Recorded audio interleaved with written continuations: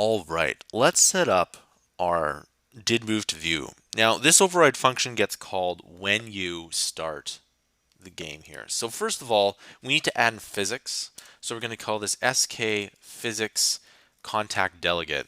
This will allow us to add in physics here. And what we're going to do is we're going to say self, let's see, it's going to be the physics world dot contact delegate is equal to self. And this will allow us to add in the physics world here, okay? Let's add in another function. We'll call this color background color selection. And this background color selection is going to do exactly what the function says. It will select the background color, okay? We'll call background color selection. And if we have a background color, we have a total of 1, 2, 3, 4, 5. We have 5 background colors, and we need to add in a variable. We'll call this background color choice and make that equal to 0. So we're going to randomly select a number, and then we're going to select one of these items in here. Okay. So what I'll do is I'll say that this is background color choice is equal to int, and I'm going to say arc for random uniform. And since we have a total of 5, I'm going to put in 5 here. Now what this is going to do is it's going to pick a number between 0 and 4. It doesn't pick the top value. It says, so it's either going to be color 0, color 1, color 2, color 3, or color 4, but not color 5. Okay? And what that's going to do is the reason why I started counting at 0 is because computers start counting at 0 99% of the time. So let's take a look at this. So we're going to say if background color choice is double equal to 0, then we'll say self.background, or we'll say that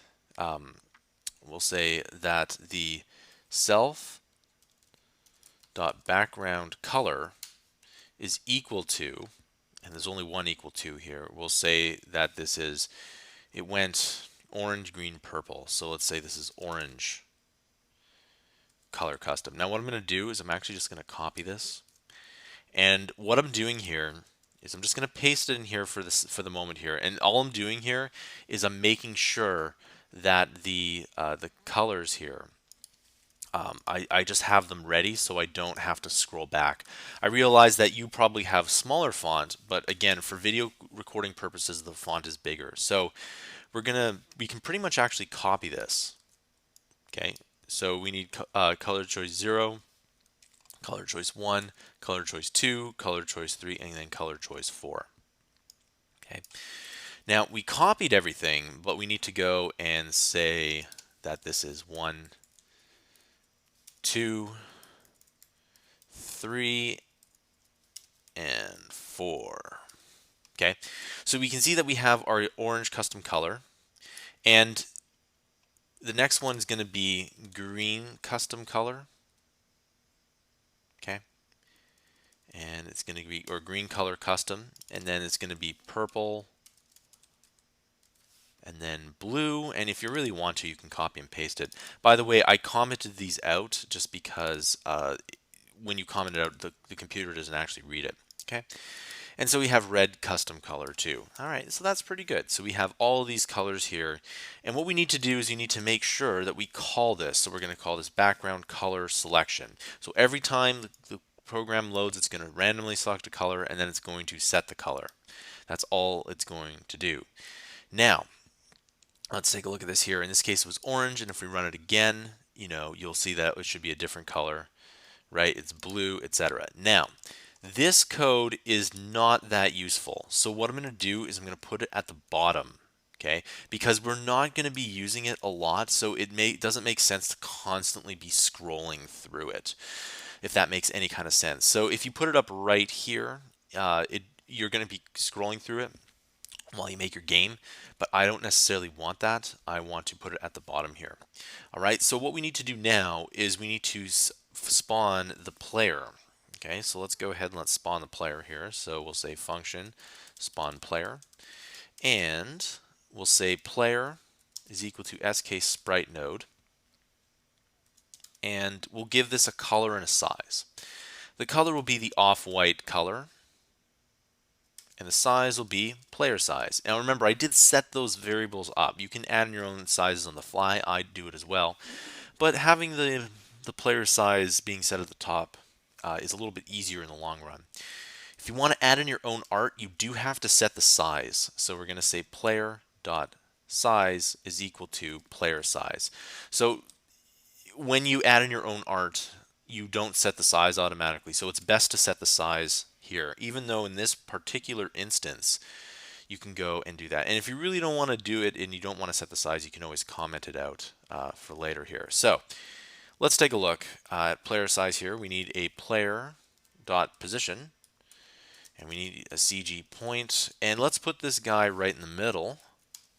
So we'll make it CG rect get mid X. That will put it in the middle. And if you go to self.frame, it'll definitely put it in the middle. CG rect get mid Y, and we'll say self.frame, and then we'll also put it in the middle there. So the mid X and the mid Y will put it both the middle horizontally and vertically. Now we need to add in our physics. So player.physicsBody is equal to SK physics body. And within this SK physics body, what we're going to do is we're going to add in a rectangle of size, and we're going to go to player exclamation point dot size, and there we go. So we're going to go to player dot physics body dot affected by gravity is equal to false. We do not want this to be affected by gravity in any way, shape, or form. So therefore, we need to set it to false. Player dot physics body dot allows rotation is equal to false. You do not want it to rotate, okay, at least from a physics point of view. You can actually rotate it.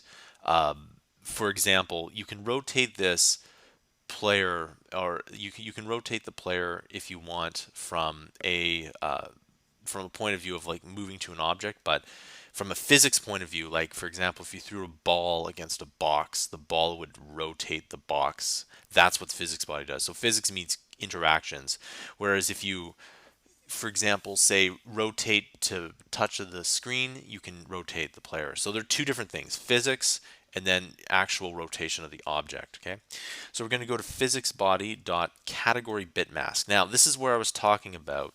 You can see that category bitmask is of type uint32.